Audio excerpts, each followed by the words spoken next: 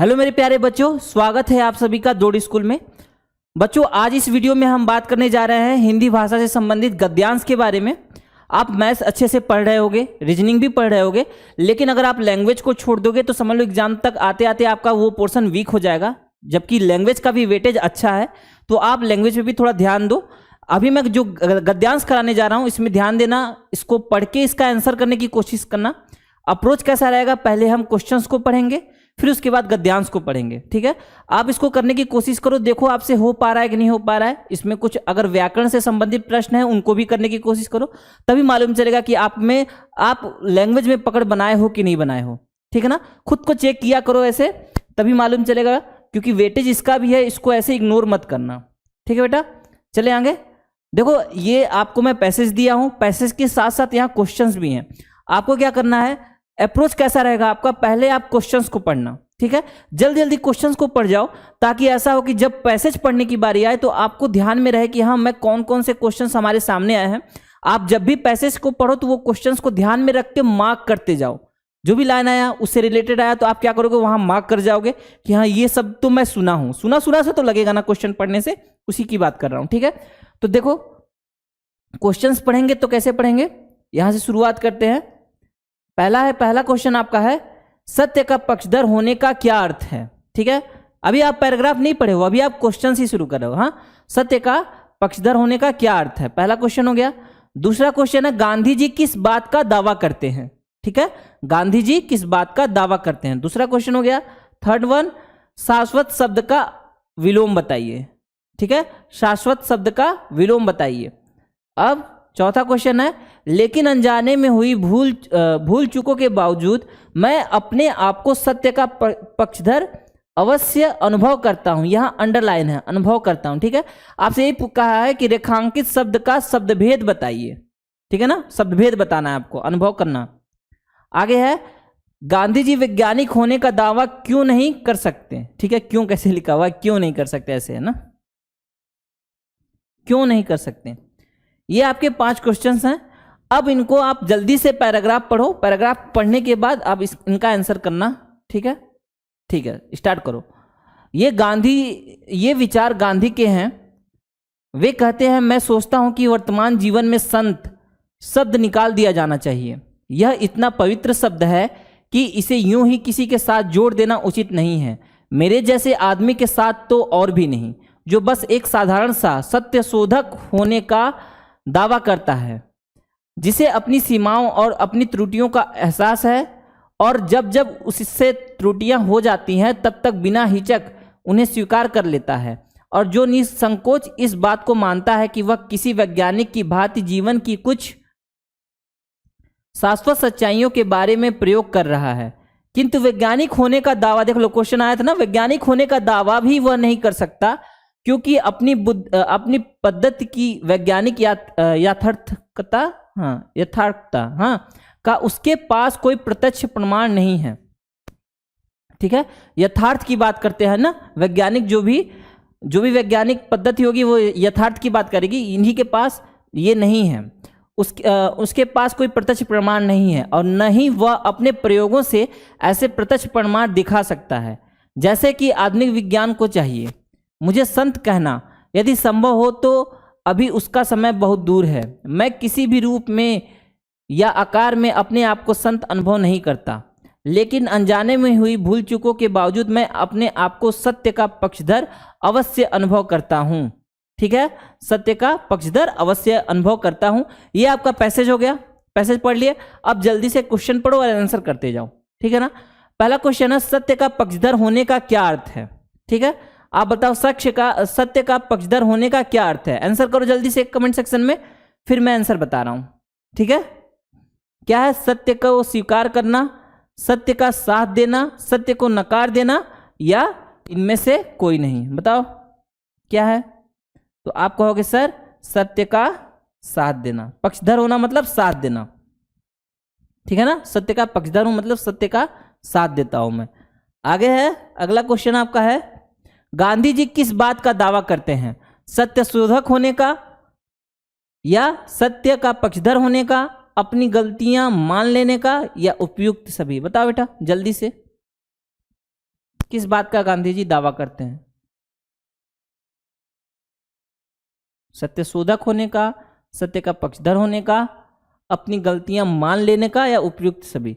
तो गांधी जी हर चीजें, इनमें से जो भी विकल्प है वो सभी विकल्प सही है, तो उपयुक्त सभी जो है वो सही होगा। गांधी जी अपनी गलतियां भी मान लेते थे, ये दावा भी किया इन्होंने, यहाँ कहा है कि मैं अपनी गलतियों को मान लेता हूं। ठीक है, फिर और क्या है? सत्य का पक्षधर होने का, ये तो दावा करते ही हैं। सत्य शोधक होने का, ये भी इन्होंने कहा है कि एक साधारण सा सत्य शोधक होने का दावा करता है। ठीक है, ये आपका हो गया। अगला प्रश्न है, शाश्वत शब्द का विलोम बताइए। ठीक है, शाश्वत शब्द का विलोम। तो शाश्वत शब्द का देखो यहाँ परिभाषित दिया हुआ है। शाश्वत शब्द का मतलब सदैव होता है, मतलब वो सदैव चलता रहता है, ऐसी चीजें हैं। और शाश्वत शब्द का विलोम होगा आपका नश्वर। क्या होगा? नश्वर। बी सही है। ठीक है ना, ऑप्शन बी सही है। आगे चले, अगला है, लेकिन अनजाने में हुई भूल। क्या है? लेकिन अनजाने में हुई भूल चूकों के बावजूद मैं अपने आप को सत्य का पक्षधर अवश्य अनुभव करता हूं। तो रेखांकित शब्द का शब्द भेद बताइए। अनुभव करना क्या होगा बच्चों? अनुभव करना क्या होगा बताओ? अनुभव करना आपका हो जाएगा, संज्ञा होगा, सर्वनाम होगा, विशेषण होगा कि क्रिया? क्रिया होगा। अनुभव करना, मैं अनुभव कर रहा हूँ, फील कर रहा हूँ। ठीक है, अनुभव करना मतलब आपका क्या हो जाएगा? क्रिया हो जाएगा। ठीक है ना, ऐसे शब्दभेद पूछेगा तो शब्दभेद भी बताना है आपको। अगला है, गांधी जी वैज्ञानिक होने का दावा क्यों नहीं कर सकते? बताओ। यहां है कि देखो, किंतु वैज्ञानिक होने का दावा भी नहीं कर सकता क्योंकि अपनी पद्धति की वैज्ञानिक यथार्थता का उसके पास कोई प्रत्यक्ष प्रमाण नहीं है। ठीक है, यथार्थ जो चीजें हैं उसका प्रमाण इनके पास नहीं है, तो वही है यहाँ ऑप्शन है। वह किसी यंत्र का प्रयोग नहीं करते, नहीं, ये मेंशन नहीं है। उन्होंने विज्ञान की नहीं, कानून की पढ़ाई की है, नहीं। विज्ञान की यथार्थता का उनके पास कोई प्रत्यक्ष प्रमाण नहीं है। ठीक है ना, ये है। ठीक है, आगे चल। अगर आप नवोदय विद्यालय की तैयारी करना चाहते हैं, ठीक है, अभी आपका 29 अप्रैल को एग्जाम है, 29 अप्रैल को आपका एग्जाम है। तो अगर आप नवोदय विद्यालय की तैयारी करना चाहते हैं तो आप द्रोण स्कूल में खुद को इनरोल करा सकते हो। द्रोण स्कूल में हमारे पास है अर्जुन बैच, ये 2023 के लिए है। इसमें हम आपको क्या क्या प्रोवाइड करा रहे हैं? हम आपको video lectures, exercise questions, chapter test और टेलीग्राम ग्रुप प्रोवाइड कराएंगे। ठीक है, वीडियो लेक्चर्स आप देखोगे, जो भी उसमें आपको थ्योरीज बताई जाएंगी, जो भी उसमें क्वेश्चंस होंगे उनको देखोगे, आपको समझाया जाएगा अच्छे से। फिर साथ में आपको एक्सरसाइज क्वेश्चंस दिए जाएंगे। ठीक है, कि आप जो भी पढ़े उसके बेस पे करो क्वेश्चंस, देखो आप कर पा रहे हो कि नहीं कर पा रहे हो। फिर आपको चैप्टर वाइज टेस्ट होगा आपका, कि जो चैप्टर्स कराए गए हैं उसके टेस्ट होंगे, तब ना आपको मालूम चलेगा कि आप तैयारी कैसे कर रहे हो। फिर एक टेलीग्राम ग्रुप में आपको ऐड किया जाएगा जहां अदर बच्चे भी होंगे, और वो क्या करेंगे, आप लोग सॉल्व करोगे, जो भी मतलब आपको कोई डाउट हो उस ग्रुप में भेजे, और अदर बच्चे उसको सॉल्व करके भी भेजते हैं। ठीक है, तो ये हमारे पास है अर्जुन बैच, इसमें खुद को इनरोल करा सकते हो आप। साथ में अगर आप 2024 की तैयारी करना चाहते हो तो 2024 के लिए हमारे पास है नवोदय अल्फा बैच, इसमें भी video lectures, exercise questions, chapter test और टेलीग्राम ग्रुप है। ठीक है, साथ में अगर आप ऐसा है कि तैयारी कर रहे हो, अब लग रहा है कि थोड़ा सा अपने आप को चेक कर लें कि हम कर कैसे रहे हैं, ठीक है, हमारी तैयारी कैसी हुई है, तो मॉक टेस्ट जरूर दीजिए। मॉक टेस्ट है, मॉडल पेपर है हमारे पास। पहला क्या है, मॉक टेस्ट के बारे में देखिए, अनलिमिटेड अटेम्प्ट्स आप दे सकते हो इसमें, साथ में सिलेबस बेस्ड क्वेश्चंस होंगे, इसके टाइमली टेस्ट होगा, और इसमें रैंकिंग मिलेगी आपको कि हाँ आप रैंक कितना पर, जितने भी बच्चे मान लो इनरोल हुए हैं जो भी टेस्ट दे रहे हैं उनमें आपको रैंकिंग मालूम चलेगी।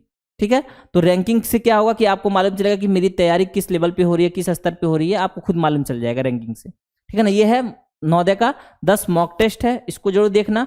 साथ में मॉडल पेपर है, कितने 50 मॉडल पेपर है हमारे पास। तो मॉडल पेपर को क्या कर सकते हैं आप, डाउनलोड कर सकते हो। साथ में इसका वीडियो सॉल्यूशंस है, मान लीजिए आप डाउनलोड कर रहे हो, आप सॉल्व कर रहे हो, ऐसा हुआ कि कुछ क्वेश्चंस फंस रहे हैं, समझ में नहीं आ रहा है अच्छे से, तो आप उसके सॉल्यूशंस देख सकते हो। तो इससे क्या होगा, जो क्वेश्चंस या जो आपको थ्योरी में नहीं कराया गया होगा तो आप क्या करोगे, उन्हें यहाँ देख के सॉल्व कर सकते हो। ठीक है ना, तो ऐसे मतलब जो छूटे हुए क्वेश्चंस होंगे, जो कुछ ऐसा छूट गया होगा, वो आपका यहाँ कवर हो जाएगा। कितना 50 मॉडल पेपर का सीरीज है। ठीक है, और क्या इसमें सिलेबस बेस्ड क्वेश्चंस हैं, और इसका सक्सेस रेट बहुत हाई रहा है अभी तक। ठीक है ना, ये है आपका 50 मॉडल पेपर का सीरीज। और साथ में अगर आप सैनिक स्कूल की तैयारी करना चाहते हैं तो हमारे पास है सैनिक अल्फा बैच, इसमें भी हम video lectures, exercise questions, chapter test और टेलीग्राम ग्रुप प्रोवाइड करा रहे हैं। और अगर आप सैनिक स्कूल की तैयारी किए हो, आपको लग रहा है कि नहीं हम इसमें भी मॉक टेस्ट देना चाहते हो कि नहीं, चेक कर लें कि तैयारी कैसे चल रही है, तो आप सैनिक स्कूल का मॉक टेस्ट दे सकते हो। इसमें भी unlimited attempt, syllabus based questions, timely test और रैंकिंग इसमें भी मिलेगी आपको। ये 10 मॉक टेस्ट है सैनिक स्कूल का, ठीक है ना। साथ में अगर आपको कोर्स रिलेटेड कोई भी इंफॉर्मेशन चाहिए तो 6260388361 पे कॉल करके कोर्स रिलेटेड इंफॉर्मेशन ले सकते हो आप, ठीक है। अब चलते हैं आपके अगले पैसेज पे। अगला पैसेज है आपका, जल मानव जीवन का अभिन्न अंग रहा है। अब देखो पैसेज मत पढ़ना, पहले मैं आपसे क्या कहा हूं, पहले आप क्वेश्चन जल्दी से पढ़ो, फिर उसके बाद पैसेज पढ़ना, ठीक है ना। क्वेश्चन पढ़ो, जल मानव जीवन का अभिन्न अंग रहा है क्योंकि, ठीक है, ये क्वेश्चन हो गया। अगला है भूजल का अर्थ है, भूजल का अर्थ क्या है, ठीक है, 2 हो गया। Next one, catch the rain अभियान किसका उदाहरण है, ठीक है। फिर अगला है, जल संरक्षण भविष्य में पानी के संकट से निजात दिला सकता है, दिला सकेगा। रेखांकित शब्द का रेखांकित शब्द कहाँ है आपका, रेखांकित शब्द यहां है। रेखांकित शब्द का शब्दभेद बताइए, ठीक। फिर अगला है आपका, निम्न में से जल का पर्यायवाची नहीं है, आप बताइए, ठीक है ना। तो आप आइए फिर से, चलिए जल्दी से पढ़िए। जल मानव जीवन का अभिन्न अंग रहा है। पृथ्वी पर पीने के लिए, पृथ्वी पर मीठे पानी की उपलब्धता कम हो रही है। इस स्थिति में जरूरत है इसका संचय और संरक्षण करने की। किसी भी देश में पानी की कमी के प्राथमिक कारणों, जनसंख्या और जलवायु परिवर्तन मुद्दों को वैश्विक सहयोग के माध्यम से हल किया जा सकता है, ठीक है ना। कौन से कारण है पानी की कमी के, जनसंख्या और जलवायु परिवर्तन, ठीक है। लेकिन शहरीकरण या ऊर्जा की मांग को रोकना शायद ही संभव है। शहरीकरण, जैसे शहरीकरण क्या हो रहा है कि शहर बहुत ज़्यादा बढ़ रहे हैं, बड़े बड़े शहर हो रहे हैं, और क्या हो रहा है, आपकी ऊर्जा की मांग बहुत ज़्यादा है, ठीक है, बिजली की मांग है। रोकना शायद ही संभव है क्योंकि ये विकास के उत्पाद हैं। दुनिया के सामने इस अपरिवर्तनीय स्थिति और पानी को एक दुर्लभ संसाधन के रूप में मानने के लिए संयुक्त राष्ट्र की लगातार अपील के साथ यह उचित समय है कि सरकारें भूजल का उपयोग के विकल्पों को सक्रिय रूप में व्यवस्थित करना शुरू करें ताकि भविष्य में प्राणी जगत को सूखे का सामना न करना पड़े। वर्तमान में इसके लिए एक अभियान का नाम बार बार हमारे सामने आता है, कैच द रेन अभियान। इसका मतलब है वर्षा के पानी को रोककर उसका उपयोग करना। इसके लिए आवश्यकता है हम सबकी। छोटे छोटे स्तर पर भी किया गया जल संरक्षण भविष्य में पानी के संकट को निजात दिला सकता है, ठीक है ना। ये आपका पैसेज हो गया, गद्यांश हो गया। अब आगे आप क्वेश्चन पढ़ो। जल मानव जीवन का अभिन्न अंग रहा है क्योंकि, बताओ, जल मानव जीवन का अभिन्न अंग रहा है क्योंकि पीने के लिए उपयोग करते हैं, ठीक है, कपड़े धोने के लिए उपयोग करते हैं, ठीक है, खाना बनाने के लिए उपयोग करते हैं, हाँ जी, उपयुक्त सभी, ठीक है। तो आपका ऑप्शन डी हो जाएगा, उपयुक्त सभी, ठीक है। आप भी आंसर करते रहना। अगला है, भूजल का अर्थ है, जल्दी से बताओ इसका आंसर, कमेंट सेक्शन में बताओ। भूजल का अर्थ है नदियों का बहता जल, बहता जल, ठीक है।